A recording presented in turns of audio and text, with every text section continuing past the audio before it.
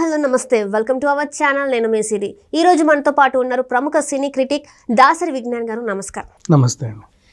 ఇప్పుడున్న పరిస్థితులలో చూస్తుంటే సన్బర్న్కి అయితే పర్మిషన్ ఇవ్వట్లేదు మన సిపి అవినాష్ మహంతి గారు. అసలు ఎందుకు ఇవ్వాలనుకోవట్లేదు పర్మిషన్స్? అంటే చాలామంది ఏంటంటే సెలబ్రేట్ చేసుకోవాలని ఉంటుంది కదా, సో ఈసారి అయితే పర్మిషన్స్ లేవంటున్నారు. ఇది నిజమే అంటారా?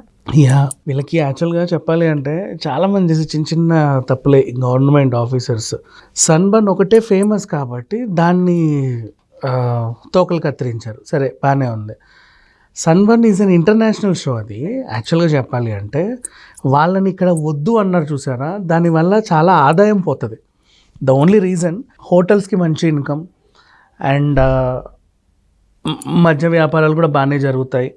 అండ్ నెక్స్ట్ ఎట్లా చూసుకున్నా సరే అండ్ హైటెక్స్లోనే పెడతారు ఎప్పుడు వచ్చినా. హైటెక్స్ కన్వెన్షన్ గవర్నమెంట్దే కదా, మంచి ఆదాయం వస్తుంది. ఇప్పుడు ఆ గ్రౌండ్ ఒక్క హాల్ 1, హాల్ 2, హాల్ 3 ఉంటుంది. 7 lakhs ప్లస్ ట్యాక్సెస్. అది 10 లక్షలు ఇప్పుడు ఆ హాల్ అన్నీ కలిపి మనం తీసుకోవాలంటే. గ్రౌండ్ కూడా అంత. కానీ వీళ్ళు తీసుకునే స్పేస్ ఎంత అంటే ఆ ఓపెన్ గ్రౌండ్ అంతా తీసేసి సెట్ చేస్తారు పెద్దగా సన్బర్న్ అని. సో అదంతా కూడా వీళ్ళకి ఆల్మోస్ట్ 20 లక్షలు 25 లక్షల ఆదాయం ఈజీగా ఉంటుంది. అండ్ వ్యాపారాలు ఇంచుమించు ఒక 5 కోట్ల వ్యాపారం చేసి వెళ్తుంది. అది మనకి అది వీళ్ళు ఎందుకు అడ్డుకున్నారో తెలియదు. అండ్ ఇంకొకటి, సన్బర్న్కి వచ్చే వాళ్ళు కూడా వాళ్ళేం మాదక ద్రవ్యాలు ఇవ్వరు. రైట్. జస్ట్ అంటే మందు అన్ని చోట్ల ఉంటుంది. బార్ అండ్ రెస్టారెంట్స్ ఎలాగో అది అంతే. మ్యూజిక్, హై వోల్టేజ్ మ్యూజిక్ ఉంటుంది. ఆ మ్యూజిక్ ఎంజాయ్ చేసే వాళ్ళు అక్కడికి వస్తారు. ఒక sound of decibels, high voltage సౌండ్స్తో అంతే. ఒక పబ్బు అట్లా అంటే అన్ని పబ్బులు మూసేయాలి. నువ్వు పబ్బులకు పర్మిషన్ ఇచ్చి సన్బర్న్కి వద్దన్నావు. రైట్, ఓకేనా? దానివల్ల ఇంకొక బెనిఫిట్ ఏంటంటే సన్బర్న్ ఉంటే పబ్బుకి వెళ్ళే వాళ్ళందరూ అక్కడికి వెళ్తారు. వాడెవడో వచ్చి వ్యాపారం చేసుకొని వెళ్తాడు. అది వద్దన్నాం కాబట్టి అందరు లోకల్ పబ్స్కి వెళ్తారు. సో వీళ్ళ ఆదాయం బాగానే ఉంటుంది. అడ్వాంటేజ్, డిసడ్వాంటేజ్ రెండూ ఉంటాయి. కాకపోతే ఒక ఇంటర్నేషనల్ లెవెల్లో ఈవెంట్స్ చేసే వాళ్ళని రానివ్వకపోవడం వల్ల ఏంటంటే ఫ్యూచర్లో వాళ్ళు ఇష్టపడరు, అమ్మో ఆ ఏరియా వద్దు అని చెప్పేసి. అట్లా ఎగ్జిబిషన్స్ జరగవు. ఇవన్నీ ఉంటేనే కన్వెన్షన్ హాల్కి మంచి ఆదాయం యాక్చువల్గా చెప్పాలి అంటే. నెక్స్ట్, సన్బర్న్ వాళ్ళు చాలా జాగ్రత్తలు తీసుకుంటారు. అక్కడ అసాంఘిక కార్యకలాపాలు జరగవు. ఎందుకంటే అది ఇంటర్నేషనల్ షో కాబట్టి వాడికి ఊరు వస్తున్నాడు కాబట్టి వాడికి ఒక భయం ఉంటుంది.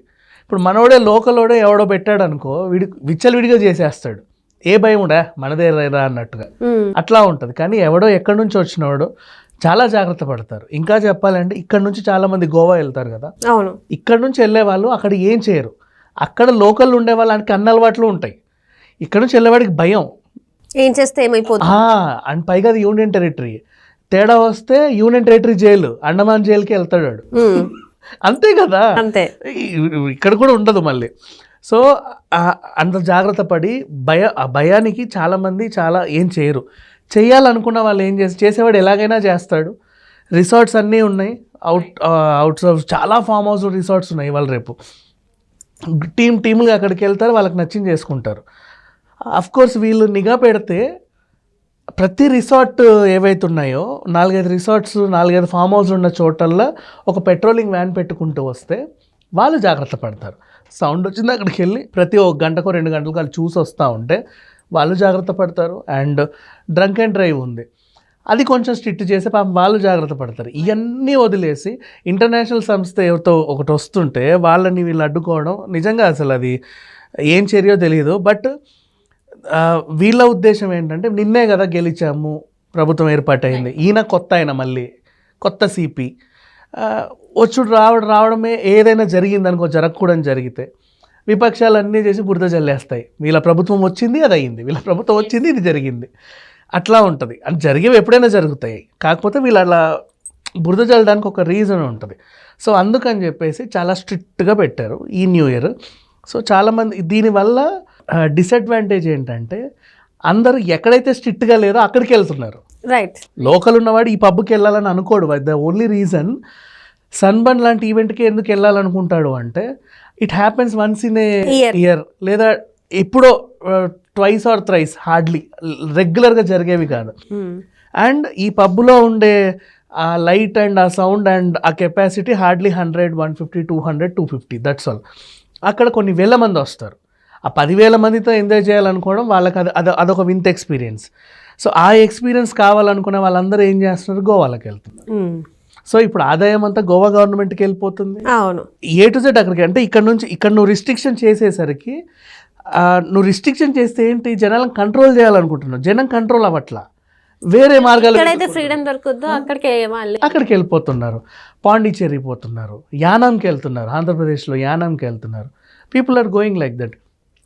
అండ్ పైగా వాళ్ళకి అడ్వాంటేజ్ ఏంటంటే అక్కడ మందు చీప్, మళ్ళీ అదొక అడ్వాంటేజ్ వీళ్ళకి. ఇప్పుడు ఇక్కడ నిజంగా సన్బర్న్ ఈవెంట్ చేస్తే అక్కడ ఒక లిక్కర్ తాగాలన్నా సంథింగ్ కొన్ని వేలు పెట్టాలి. పింట్ బీర్ వచ్చేసి నార్మల్గానే ఇప్పుడు మన స్టార్ హోటల్స్, ఇప్పుడు ది పార్క్ లాంటి హోటల్స్లో 850 అలా అమ్ముతున్నారు లైట్ పింట్ బీర్స్. ఆ రోజు అవి 1000 వరకు ఉంటాయి, 1200 వరకు కూడా ఉంటాయి. సో బాగా తాగాలనుకునేవాడు, బాగా ఊగాలనుకునేవాడు ఏం చేస్తాడు, అక్కడ కనీసం ఒక 10,000 ఖర్చు పెడతాడు. ఇక్కడ 10,000-15,000 ఈజీగా వెళ్ళిపోతాయి ఇక్కడ బేసికలీ. సో అక్కడికి వెళ్తే నాకు 5,000కే అయిపోతుంది, 2,000కే అయిపోతుంది. పోతే పోనీ ఆ ఎక్స్ట్రా అంతా నేను ఫ్లైట్కి పెడుతున్నా అనుకుంటే చక్కగా ఫ్లైట్కి వెళ్ళి ఫ్లైట్కి వస్తాడు. అండ్ పీపుల్ ఆర్ అంటే వేరే మార్గాలన్నీ అన్వేషించుకుంటూ వెళ్తున్నారు. సో దీనివల్ల ఈసారి గోవాకి మన హైదరాబాద్ నుంచి క్రౌడ్ ఎక్కువ వెళ్ళే ఛాన్స్ ఉంది. అండ్ తెలంగాణలో కూడా మిగతా ప్రాంతాల వాళ్ళు కూడా న్యూ ఇయర్ వచ్చినప్పుడు సిటీకి వెళ్ళి ఎంజాయ్ చేసి వద్దాంరా అనుకుంటారు వాళ్ళ ఊర్లలో కంటే. సిటీలో ఆంక్షలు ఉన్నాయి అనేసరికి వాళ్ళందరూ సిటీకి రాకుండా వాళ్ళ ఊర్లో, మన ఊర్లో మనల్ని ఎవడు రా అక్కడికి పోవడం ఎందుకు, ఆయన ఎవరో మనల్ని అరెస్ట్ చేసి ఎక్కడో జైలు వేసి మళ్ళీ ఎందుకు వచ్చిన గొడవ, మన ఊర్లోనే చేసుకుందాం హ్యాపీగా అని చెప్పి ఎక్కడ వాళ్ళు అక్కడే ఉంటున్నారు. అడ్వాంటేజ్ ఉన్నాయి, డిసడ్వాంటేజ్ ఉంది. దేన్ని గట్టిగా కంట్రోల్ చేయాలనుకుంటే చేయలేరు. అంతగా కంట్రోల్ చేయాలి అనుకుంటే you can increase the liquor prices. దాన్ని కూడా అఫ్కోర్స్ విపక్షాలు ఏమంటాయి, ఈ గవర్నమెంట్ వాళ్ళు మందు రేట్లు పెంచారు, మందు రేట్లు పెరగడం వల్ల సగం మంది చిల్లర లేని వాళ్ళు తాకుండా ఉంటారు. లైక్ ఇప్పుడు డైలీ లేబర్స్ ఉంటారు, 500 భర్తల కోసం డైలీ పనులకి వెళ్తారు. వాడు ఎందుకు తాగుతాడు అంటే ఆ రోజంతా ఒళ్ళు కూడా పని చేస్తారు, నెక్స్ట్ డే కనుక మళ్ళీ ఆ ఎనర్జీ రావాలంటే అన్నీ మర్చిపోయి పడుకోవడానికి ఇంత తాగుతాడు. నువ్వు అదే రేట్ ఎక్కువ పెంచావు అనుకో, వాడు రోజు తాగేవాడు వారానికి ఒకసారి తాగుతాడు. రైట్, అట్లా కంట్రోల్ అవుతుంది. అందుకే ఇప్పుడు ఏపీలో కూడా అదే చేసింది యాక్చువల్లీ అక్కడ వాళ్ళు. అట్లాంటివి ఏమన్నా చేస్తే యూ కెన్ కంట్రోల్. తప్పితే వచ్చే సంస్థని నువ్వు రావద్దు, ఎలాంటి పర్మిషన్స్ లేవు ఈవెంట్స్కి అంటే ఇంకా అది అంతే సంగతి. రైట్. థ్యాంక్ యూ విజ్ఞాన్ గారు, థ్యాంక్ యూ సో మచ్.